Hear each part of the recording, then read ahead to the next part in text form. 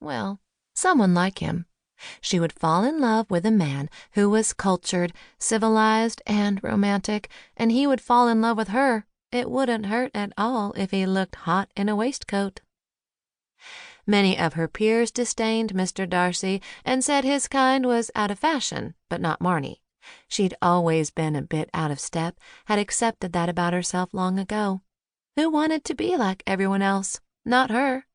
She'd read Pride and Prejudice at an early age and had always imagined Darcy as the perfect hero. Maybe in reality he'd need some work, but all in all, yummy. In her mind, he did look an awful lot like one of the actors who'd played him in a movie, but that was neither here nor there. Marnie waited by her gray Nissan with the flat tire for almost 40 minutes, hoping a car would drive by. She climbed into the car and sat in the driver's seat now and then, but it was stifling hot and she didn't dare keep her car running for the air conditioning. She wasn't out of gas yet, but she was running low. On occasion, she stood by the hood of the car and held her cell phone high in the air, hoping for an errant bit of cell service to miraculously shine down upon her phone. Nada. There weren't a lot of options.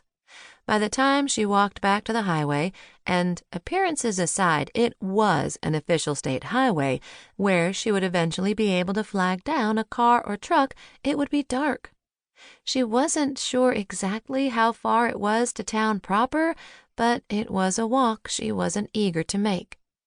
All she could see between her and Mystic Springs was a winding, tree-lined road, and trees. Lots and lots of trees. She pushed her glasses up on her nose and looked down at her shoes. Any woman who was 5'2" on a good day wore heels as much as possible. Not for hiking, though, not for walking down a narrow road on a warm summer night. She glanced in the direction of town. There were a lot of potholes ahead. It could be dangerous to walk along that road once it got dark. There was a flashlight on her phone, but it wasn't powerful enough to light more than a step or two ahead. That would be better than nothing, she supposed, but not by much. It had seemed like such a good idea to ship almost all her things ahead, sensible walking shoes, along with all her other stuff, from furniture to knickknacks, awaited her in her new home, a small house no more than 2 blocks from the library. She had never imagined she'd find a job in the field she loved that came with a more than decent salary and a house. How lucky was that? Efficient movers had come to her apartment on Friday and packed up almost everything she owned, and then Marnie had spent the weekend with her best friend Chelsea. They'd eaten nachos and drunk too many margaritas and watched sappy movies on television.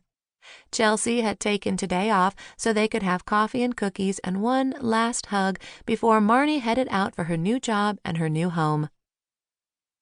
The councilwoman who had hired Marnie, Susan Tisdale, had sent a photo of the house by email. That pic had been grainy.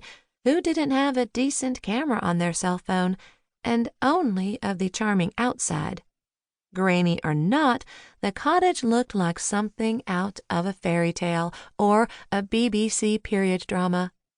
In reality, the place might need work. She really had no idea, but it would be the first time since she'd left her dad's house that her home wasn't an apartment. She wouldn't have to smell what the neighbors were having for dinner or know precisely when the woman upstairs exercised. Zumba.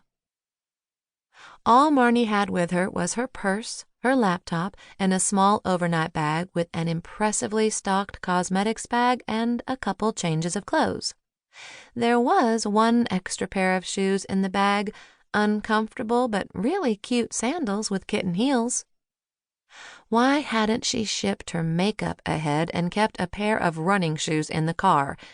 Not that she ever actually ran. "I give up," she said, resorting to talking to herself. Car locked, purse strap on her shoulder, and damned useless cell phone in her hand, Marnie started walking toward town. She was used to the heels. She normally wore them at work all day, but she knew it wouldn't be long before she was cursing.